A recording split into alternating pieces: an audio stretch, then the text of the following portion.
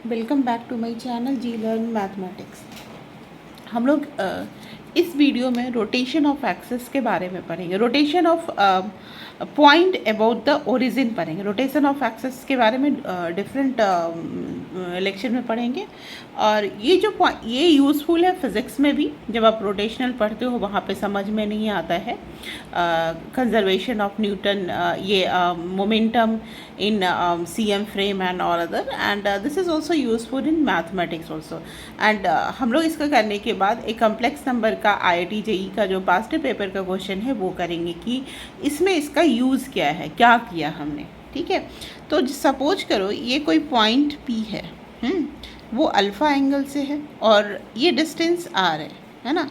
तो इस पॉइंट का कोऑर्डिनेट x, y है।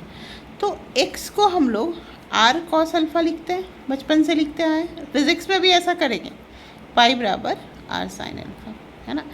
फिर मान लो कि ये पॉइंट रोटेट होके यहाँ पे आ गया P डैश पे और ये एंगल थीटा बना दिया। तो इसको क्या लिखेंगे, P डैश, इसका कोऑर्डिनेट तो बदल जाएगा x डैश y डैश। अब ना वो x डैश को हम लोग क्या लिखेंगे, आर सेम ही रहेगा, ये लेंथ ऐसे ऐसे रोटेट किया जैसे रॉड को रोटेट करती है। ये सब एंगुलर मोमेंटम फिजिक्स में भी काम देगा आपको। यह रोटेट, तो ये हमारा क्या लिखेंगे हम यहाँ पर, R cos alpha plus theta लिखेंगे ना, and Y dash is equal to R sine alpha plus theta. ये इतना तो समझ में आया।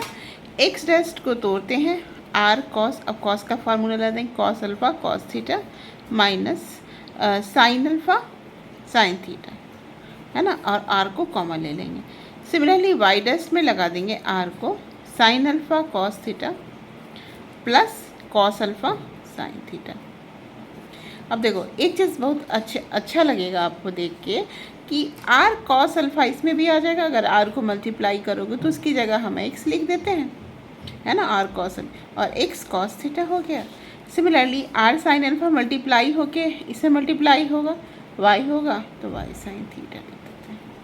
सिमिलरली इसमें भी वही होगा, आर साइन अल्फ़ा के लिए वाई लिख देंगे, वाई कॉस थीटा, और यहाँ पे R sine theta, R cos alpha के लिए एक्स लिखेंगे, X plus X sine theta. अब ये जो चीज़ है ये समझ में आया, ये सिंपल सा कंसेप्ट है but this is very useful. Transformation of A point, rotation of A point about the origin हमारा फिक्स है, एक्सेस फिक्स है। अगर एक्सेस रोटेट करेगा तब क्या होगा, वो भी एक आधा कंडीशन हम लोगों को देखना है कि कभी कभी क्या होता है कि हो सकता है उसके बारे में केस स्टडी और ऐसे क्वेश्चंस में आ जाए, तो इसलिए उसको पहले से एक बार देख के रखना है। ठीक है, अब देखो ये समझ में आया, तो हम लोग अब ये वाला क्वेश्चन करते हैं कि हम लोग इसको कैसे करेंगे। ये क्वेश्चन क्या है कि ए particle P starts from the point Z0 1 + 2i।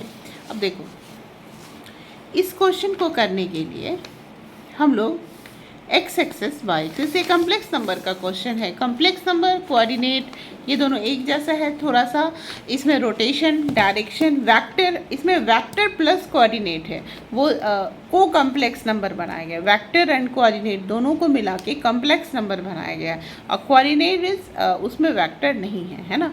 तो चलो इसमें सोचते हैं क्या लिखते हैं। Z0 1 + 2i एक कोई पॉइंट होगा, सपोज करो हमने यहाँ लिख दिया 1, 2 लिख दिया। इट मूव्स हॉराइजेंटली, अब चलो हम मूव करते हैं हॉराइजेंटली। कितना डिस्टेंस, 5 यूनिट्स। तो इसमें एक्स एक्सिस की तरफ मूव करोगे तो ये 5 से बढ़ जाएगा, 6, 2 हो जाएगा। This is again the point. Now then vertically from origin, अब वर्टिकली बढ़ रहा है तो ये क्या हो जाएगा 6, 5। To reach the point Z1 if the particle moves √2 units. √2 units का मतलब देखो बार बार ये क्वेश्चन आएगा, हमने इक्वेशन में बाइसेक्टर में ऐसा पढ़ा है ना, एंगल बाइसेक्टर निकालते समय। √2 यूनिट्स का मतलब क्या होता है कि I vector I plus J, इसका मैग्नीट्यूड निकाल I प्लस J, है ना। तो इसका मैग्नीट्यूड क्या होगा √2, यानी √2 यूनिट्स ऐसे बह रहा है, मतलब 1 यूनिट दोनों में ऐड हो गया। तो ये क्या हो जाएगा, यहाँ ऐड हो गया 7 + 6। अब क्या कह रहा है, ये हो गया 7, 6 लिखते हैं, या 7 प्लस 6i लिख सकते हो, 6 लिख सकते हो, 6 प्लस 5i लिख सकते हो।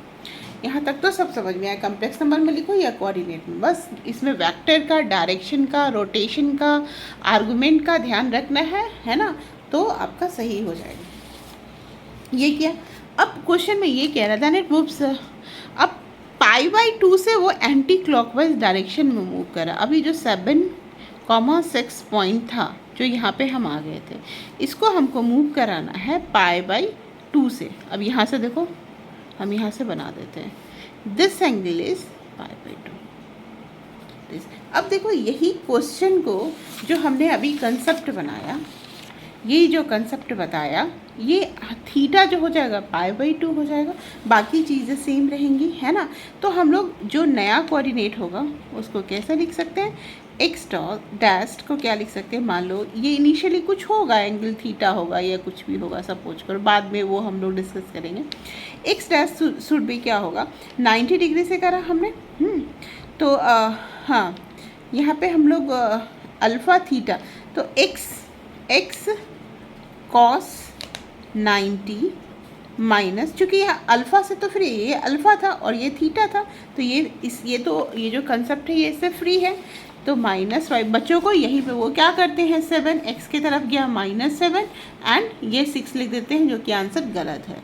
ठीक है, अभी देखते हैं हमारा आंसर क्या आएगा, y sin 90 डिग्री। तो इसका वैल्यू क्या हो जाएगा, ये तो 0 हो गया, -y, यानी y का जो क्या था 6 था, यानी -6 आएगा, है ना। x का कोऑर्डिनेट सिमिलरली y डैश क्या होगा, y cos 90 degree plus x sin 90 degree, है ना। तो we will use this concept, और ये क्वेश्चन 2 मार्क या 1 मार्क का आएगा, but you have to be aware about this concept. तो ये हम लिखेंगे x, है ना, और x क्या है हमारा यहाँ पे, एक ये तो हमने लिख दिया y की जगह -6, x क्या है 7 है। तो अब हमारा जो नया कोऑर्डिनेट होगा उसको हम लोग कैसे लिख सकते हैं, -6 + 7 है। ये IIT का क्वेश्चन था, IIT JEE कुछ 2006 या 7 ऐसे कुछ रहा होगा, बट ये क्वेश्चन इस तरह से आ सकता है कम्प्लेक्स नंबर में रोटेशन का केस यूज़ करके। ठीक है, तो एक बार फिर से समझते हैं क्या क्वेश्चन था, हमने क्या समझा, rotation of point about the origin, है ना। जब एक्सिस फिक्स है, जब एक्सिस मूव करेगा that will listen other conditions. तो x बराबर r cos, जो फिज़िक्स में भी करते आ रहे हैं, फिज़िक्स में वहाँ पे ऐसा रोटेट करता है पॉइंट, नए पोजीशन पे आता है, ऐसा कुछ बहुत सारे क्वेश्चन। कंजर्वेशन ऑफ मोमेंटम में एक्स डैश का पोजीशन फिर लिख दिया अल्फ़ा प्लस थीटा, एक्सपेंड कर दिया मैथमेटिकली, और ये रिजल्ट को आप याद रखना, है ना। Just remember this formula and this is very useful formula. ठीक है, अब इसको हम याद रखेंगे। उसके बाद जो क्वेश्चन हमने यहाँ पे दिया, ये IIT में आया था, IIT JEE में आया था। तो इस क्वेश्चन का क्या है कि पार्टिकल कोई पोजीशन से स्टार्ट किया, फिर दूसरे पोजीशन पे हॉरिजॉन्टली 5 मिनट्स मूव किया, फिर वर्टिकली मूव किया, फिर I + J, इसको समझना था। यहाँ पे कभी कभी गलती होता है, और उसके बाद जब ये एंटी क्लॉकवाइज डायरेक्शन 90 डिग्री से मूव करेगा तो यहाँ पे भी गलती होता है, तो उस समय हमको rotation of point about the origin का यूज़ करना पड़ेगा, then we will get the coordinate of this. और ये हमारा क्या आया था आंसर में, -6 + 7i। ठीक है, तो आपको अगर समझ में आया यूनिक कंसेप्ट, यूनिक ट्रिक, तो आप मेरे चैनल को ज़रूर सब्सक्राइब कीजिएगा। फिर ऐसे फिर मिलेंगे हम लोग इस this is also useful in physics, है ना। तो वी हैव नॉट सेग्रीगेटेड, हम लोग फिज़िक्स मैथमेटिक्स को सेग्रीगेट नहीं करके पढ़ाते, जो कॉमन होगा वो कॉमन पढ़ाया जाएगा, जो अनकॉमन होगा उसको अनकॉमन पढ़ाया जाएगा। Thank you.